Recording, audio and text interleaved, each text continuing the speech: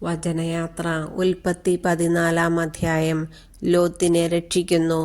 ഷീനാർ രാജാവായ അമ്രാഫേൽ, എലാസർ രാജാവായ അരിയോക്, ഏലാം രാജാവായ കെദോർലാവോമർ, ഗോയിം രാജാവായ തീദാൽ എന്നിവർ തങ്ങളുടെ ഭരണകാലത്ത് സൊദോം രാജാവായ ബേറ, ഗൊമോറ രാജാവായ ബീർഷ, അദ്മ രാജാവായ ഷീനാബ്, സെബോയിൻ രാജാവായ ഷെമേബർ, ബേല അതായത് സോവാർ രാജാവ് എന്നിവരോട് യുദ്ധം ചെയ്തു.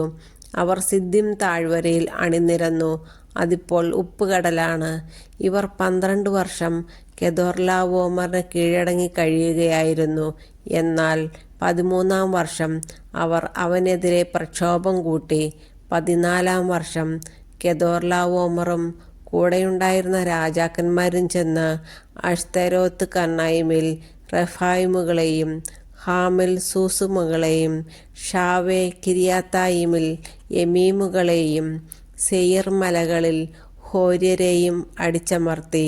അവർ മരുഭൂമിയുടെ അതിർത്തിയിലുള്ള ഏൽപാരാൻ വരെ എത്തി. അവർ പിന്തിരിഞ്ഞ് എൻമിഷ്പാത്തിൽ അതായത് കാദേശിൽ ചെന്ന് അമലേക്യരുടെ നാടു കീഴടക്കി. ഹസസോൻ താമാറിൽ പാർത്തിരുന്ന അമോര്യരെയും തോൽപ്പിച്ചു.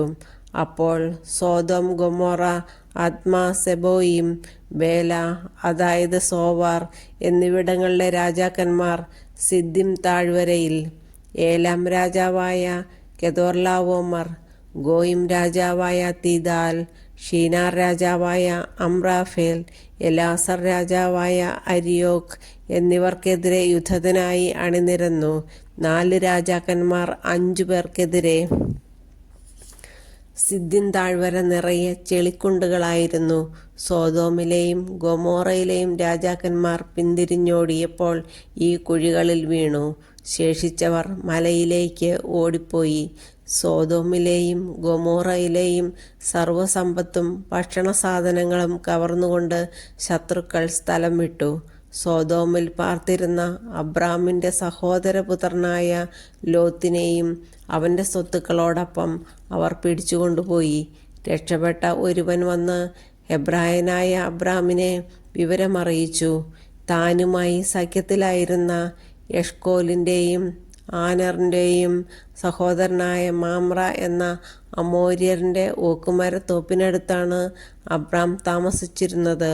സഹോദരൻ തടവുകാരനാക്കപ്പെട്ടെന്ന് കേട്ടപ്പോൾ തൻ്റെ വീട്ടിൽ തന്നെ ജനിച്ചു വളർന്നവരും പയറ്റിത്തെളിഞ്ഞവരുമായ 318 പേരോടൊപ്പം അബ്രാം ദാൻ വരെ അവരെ പിന്തുടർന്നു. രാത്രി അവൻ തൻ്റെ ആളുകളെ പല ഗണങ്ങളായി തിരിച്ച് ശത്രുക്കളെ ആക്രമിച്ചു തോൽപ്പിച്ച് ദമാസ്കസിന് വടക്കുള്ള ഹോബ വരെ ഓടിച്ചു. അവൻ സമ്പത്തൊക്കെയും വീണ്ടെടുത്തു. ചാർച്ചക്കാരനായ ലോത്തിനെയും അവൻ്റെ വസ്തുവകകളെയും സ്ത്രീകളെയും ജനങ്ങളെയും തിരികെ കൊണ്ടുവന്നു.